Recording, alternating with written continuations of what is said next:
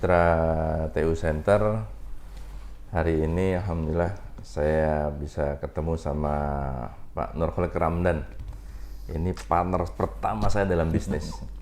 Tahun 2001 saya pulang sekolah waktu itu, ketemunya dengan beliau masih waktu pertama kali ketemu 3 karyawan ya. Pak Nur Pastio sama Agus sama Feral belum ada. Sama Agus ya. Nah, jadi itu pendek cerita, kami kemudian berpartner tahun 2001 mulai dari 2 karyawan sampai paling banyak lu pernah 150 kali ya. 150. Nah, kalau tahu inilah orang yang video kami dulu yang terkenal, Dodo Syamil ya. Syamil Dodo. Nah, inilah Pak Nur lah yang sutradara produsernya, sutradaranya, semua beliau yang ini kan. Nah, jadi mudah-mudahan dan boleh dibilang sampai sekarang pun masih partneran itu, walaupun mungkin bisnisnya sudah berubah, tapi partneran. Nah, mungkin hari ini sebelum saya selalu bilang Pak Nur lah inilah guru bisnis saya dari awal. Kalau saya boleh dibilang sekolah oke lah sampai doktor bidangnya bisnis, tapi belajarnya pertama kali mulai membuka wacana sampai kemudian bener-bener itu modal awal 40 juta ya bener ya. Iya. 40 juta. Ingat dulu pertama tabungan pulang dari Amerika, terus pertama kali cari modal 100 juta presentasi 2 hari. Nggak dapet. Tahun 2001 tuh. Presentasi pagi sampai sore 2 hari nggak dapet. Itu dari seorang kawan. Nah, kira-kira itu sampai kemudian waktu itu sempet kita omset waktu VCD ya, bentuknya masih VCD. Ya. Awalnya dari Harun Yahya, tapi sekarang Harun Yahya udah jadi buronan narapidana berapa puluh tahun tuh ini, berapa ratus tahun. Nah, jadi kira-kira itu mungkin Pak Nur bisa cerita pengalaman berbisnisnya sampai ya suka-suka lah sampai sekarang nih. Gitu. Iya. Baik, makasih Pak Tiasi atau Pak Uut biasa saya panggil, atas silaturahimnya, atas kesempatan bisa hadir di podcast yang keren ini. Selalu dadakan nih, bukan podcast lah, bener nih, sebenarnya interview biasanya tanpa rencana. Iya, walaupun sebenarnya agak aneh-aneh sedikit gitu ya, ini diwawancara sama sohib sendiri gitu ya. Yang biasa kita tuh hahihi gitu ya. Dan teman-teman TU Center yang semoga senantiasa dalam lindungan Allah Subhanahu wa Ta'ala ya. Jadi sebagian disampaikan Pak Uut tadi ya, ini kita karena udah sangat lama, mungkin sama-sama masih hijau. 20 berarti 22 tahun tuh. Iya, 22 tahun. Orang suka bilang kita amazing ya. Amazing. Walaupun istilahnya bisnis boleh berganti, tapi persahabatan itu nggak pernah putus ya. Dan alhamdulillah saya sama Pak Uut ini, kalau Pak Uut tadi bilang belajar dari saya sih kelihatannya itu kerendah hatian beliau ya sebenarnya ya. Jadi itu jangan terlalu jangan dicatat ya. Dan justru yang terjadi adalah saya banyak belajar dari Pak Uut ini ya, terutama terkait dengan konsep dan teori serta praktek bisnis ya, khususnya yang sesuai dengan aturan. Karena saya ini pemain alami gitu ya, pemain alami natural aja begitu. Tidak sekolah formal bisnis gitu ya. Namun sekarang saya ini lahir dari keluarga pedagang sebenarnya.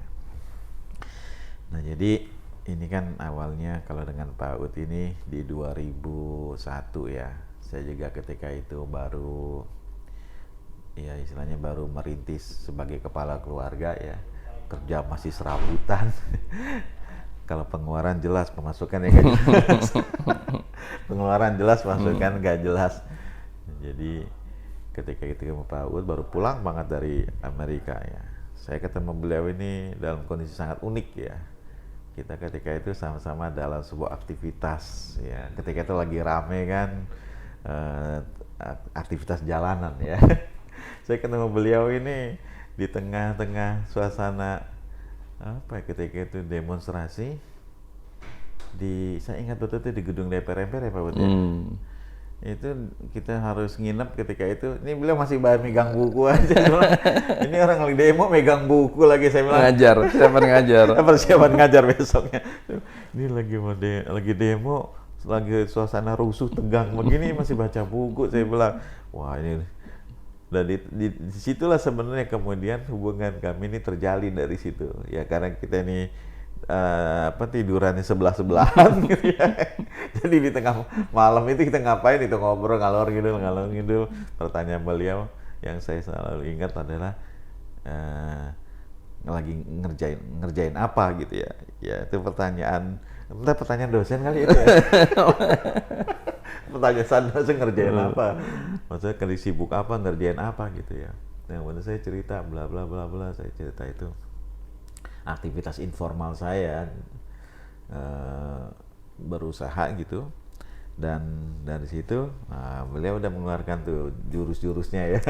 Jurus-jurusnya sesuai dengan buku yang dibaca kali. Waktu itu usahanya nasyid ya? Iya, dulu kebetulan saya jadi manajer Izzatul Islam, grup nasyid yang sama-sama kami rintis ketika masih kuliah di FMI Pak UI ya. Kalau Pak Uut ini kan kuliahnya di Salemba dia. Jadi nggak ketemu di kampus, di Salemba, Fakultas Ekonomi. Saya ketika itu FMI Pak bikin grup nasyid namanya Izzatul Islam. Nah kemudian rekaman, dari situlah itu hobi sebenarnya sih ya, itu bukan bisnis awalnya, itu hobi gitu Pak Uut. Kerjaan yang karena hobi, karena seneng gitu ya. Kemudian kita coba bisnisin gitu. Ya. Jadi saya ketika itu bikin kaset, karena belum pernah ada kan. Nasyid itu ketika itu masih baru ya, yang denger juga sangat terbatas gitu ya. Dalam hal ini adalah aktivis kampus ya, aktivis kampusnya yang dengar. Sehingga saya nyetak nggak usah banyak-banyak, ada 1000 kita di something, apalagi ukuran mahasiswa. Karena itu ngerjainnya ketika mahasiswa Pak Uut. Bukan udah selesai, kita kan ngerjainnya masih mahasiswa. Jadi cetak 1000, itu pun saya nyari utang ke sana kemari ya, nyetak 1000 nyari utang. Jadi utangnya kalau di compare ketika itu nilainya mungkin sekitar 3.500.000. 3.500.000 rupiah? Iya, 3.500.000 itu buat nyetak, memperbanyak CD, bukan CD, kaset pita itu loh, kaset pita itu sekitar ongkos produksinya itu 2.000-an apa berapa gitu. Tapi saya perlukan ketika 3.500 kejatuhnya karena buat cover, buat desain, buat yang lain-lain lah. Sehingga saya perlu utang 3.500.000. Ya. Dan tahu nggak saya diutang kemana dulu? Saya utang ke BMT. BMT? Iya. Oh, lembaga keuangan mikro tuh. Ya bisa juga mikro ya. Kalau ke bank nggak masuk strukturnya, ini apaan, bisnis apaan. Menjelaskan bisnisnya aja udah ruwet. Bisnis nasyid, itu nasyid apaan. Ya. Karena kan memang sih secara barang itu kaset, tapi kan bisnisnya apa yang dijual? Nasyid. Nasyid itu apa gitu. Belum dengerin, orang udah bertanya nasyid aja itu apa. Dengerin, lebih bertanya lagi ini lagu apaan. Udah nggak ada musiknya, dibilang akapela ya begitu aja gitu kan. Artinya kalau dalam kacamata seniman atau penyanyi ini nggak masuk standar apa-apa. Saya perlu sampaikan itu ketika ngomongnya sekarang. Kalau dulu mah merasa udah keren. Ketika dulu merasa udah keren, udah cakep lah gitu ya. Tapi kalau ngukur sekarang, ya tepuk jidat saya. Astagfirullahaladzim, bikin kayak begini ya. Tapi di antara sekian keajaiban itu, adalah ada yang beli. itu kayak teka-teki Batman sama Robin. Ya, Batman sama Robin kan teka-tekinya begini. Superhero apa yang paling goblok? Ya, di antara sekian Avengers itu paling goblok apa? Ya, Batman. Kenapa emang? Lo tau nggak kenapa? Dia punya sayap nggak bisa terbang. Batman kan? Tapi ada yang lebih goblok lagi. Tahu nggak siapa? Robin. Tahu kenapa? Nggak tahu. Tahuan Batman goblok. Tahuan Batman goblok, diikutin. Nah, tapi ada pertanyaan lagi. Kok mau Robin ngikutin Batman? Tahu nggak kenapa? Karena Batman punya mobil. Jadi aneh, Bang. Nah, jadi saya nggak bilang yang beli kaset Islam itu goblok, enggak. Cuma saya maka di awal saya bilang amazing. Jadi amazingnya adalah dari sekian itu adalah ada yang mau beli gitu ya. Dan saya yakin bahwa itu bukan karena tampilan. Orang beli bukan karena tampilan atau formatnya, tapi karena kontennya. Karena konten. Yang kemudian pembicaraan atau isu konten ini menjadi sangat relevan saat ini. Ya.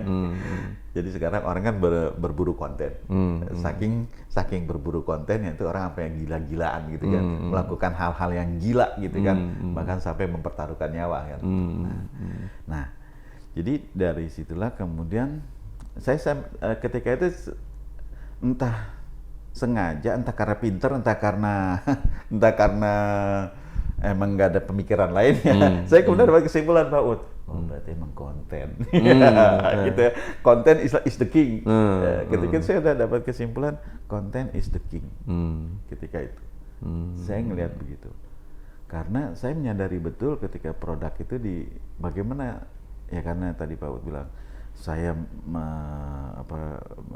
bersama teman-teman kan ketika meng-create segala macam, mengemas segala macam itu masih sendirian. Ya dulu ada yang tadi disebut tanda petik karyawan itu sebenarnya sohib ya. Ada sohib saya namanya Pak Setio itu ngerjain berdua produksi. Itu ngerjain begitu-begitu aja. Ya, istilahnya entah bisnisnya memang simple atau kita ngerjainnya terlalu barbar. Apa aja kita kerjain sendiri gitu ya. Terlalu barbar ngerjainnya, itu kita kerjain semua sendiri. Kemudian kita produksi kayak orang jual pisang goreng aja, bukan seperti pisang goreng, tapi kayak produk pisang goreng aja, kayak produk rumahan gitu loh. Ya, kita bikin, kita jual, kemudian kita edarin sendiri. Tapi alhamdulillah ketika itu ya, walaupun sangat kecil ya, mungkin sekarang mikro banget, environment bisnisnya udah mulai ada gitu. Ya, udah ada. Jadi udah ada pasarnya, udah ada produsennya, udah ada distributornya. Jadi udah ada itu. Terbangun. Udah terbang ekosistem. Ekosistem Itu udah ada, walaupun sangat simple ya, sangat simple, tapi ada itu ekosistem. Jadi ada market, ada produsen, dan ada distributor.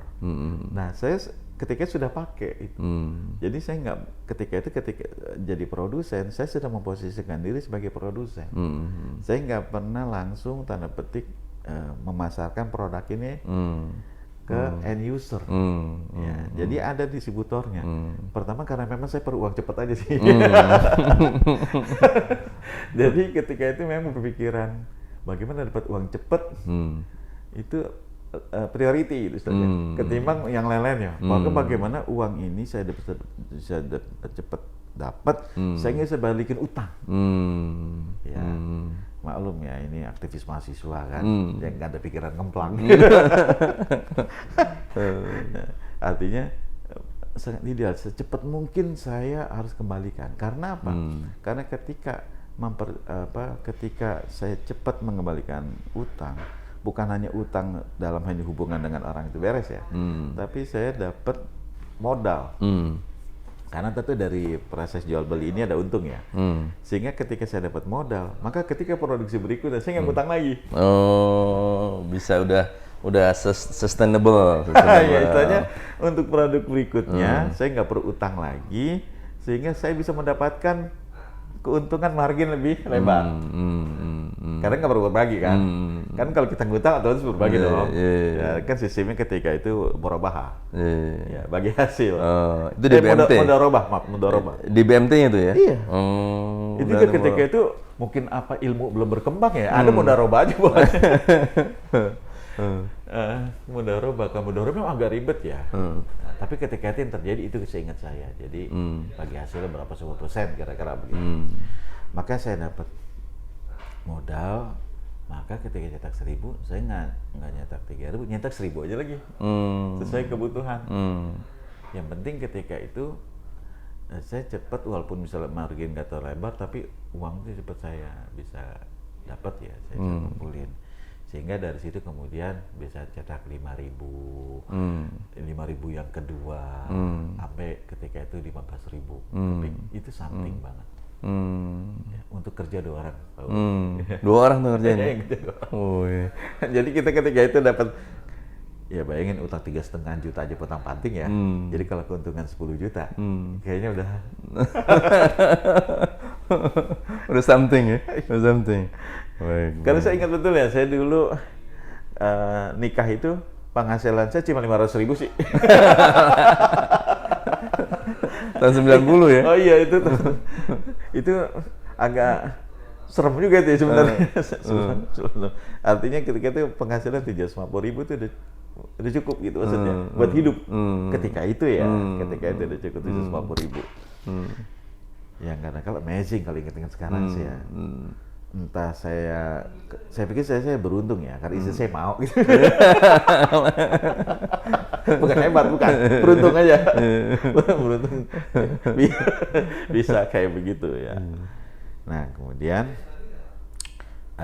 seiring dengan waktu kan saya ketemu Pak Ut itu awal saya merintis bisnis ya, itu kan di tahun 95, 96 mungkin ya. 96 gitu saya ngerjain itu yang menjadi bahan jawaban saya ketika Pak Ut nanya ngerjain apa. Oh gitu, baik, jadi kayaknya nanti kita harus beberapa sesi nih Pak Nurholik karena berarti tadi itu Mitra TU Center tadi itu Pak Nurholik cerita mengenai fase pertama kali beliau membangun bisnis ya. Jadi mulai dari hobi, ya, saya juga ada topik tuh mengenai bisnis itu adalah hobi. Kemudian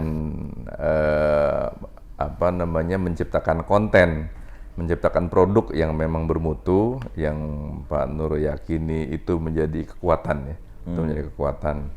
Kemudian yang menarik juga di sini adalah Pak Nur juga langsung mempraktekkan apa yang juga sudah saya sampaikan dalam topik yang lain, yaitu pinjam uang langsung ke BMT, ke lembaga microfinance. Itu siklus bisnis yang berikutnya, pinjam uang. Kemudian saya perhatikan juga walaupun mikro tapi sudah membangun jaringan distribusi, ya kan? Jaringan distribusi. Sampai kemudian jualan, sampai kemudian dapat untung, dan kemudian pendek cerita bisa membayar BMT utang ke microfinance sehingga keuntungan menjadi lebih besar ya, gitu. Nah, jadi mungkin untuk sesi kali ini benar-benar satu siklus yang komplit buat kawan-kawan, buat kita semua mendapat pelajaran dari apa yang sudah dialami oleh Pak Nur. Kira-kira gambarannya dulu pinjam 3,5 juta, nah nanti mungkin di sesi berikutnya lebih ke setelah saya masuk ya, kita cerita nanti gimana ngedapetin kredit ke bank, gimana kita pergi ke Turki, kita pergi ke Mesir mencari produk, kemudian nanti gimana bisnis VCD turun, bisnis turun, itu panjang itu, gitu. Nah, jadi mungkin itu nanti di topik berikutnya. Sementara ini kita cukupkan dulu sampai di topik pembicaraan hari ini. Terima kasih banyak Mbak Nur. Nanti sama-sama, Pak Ut. Kita lanjutkan lagi di topik berikutnya. Terima kasih.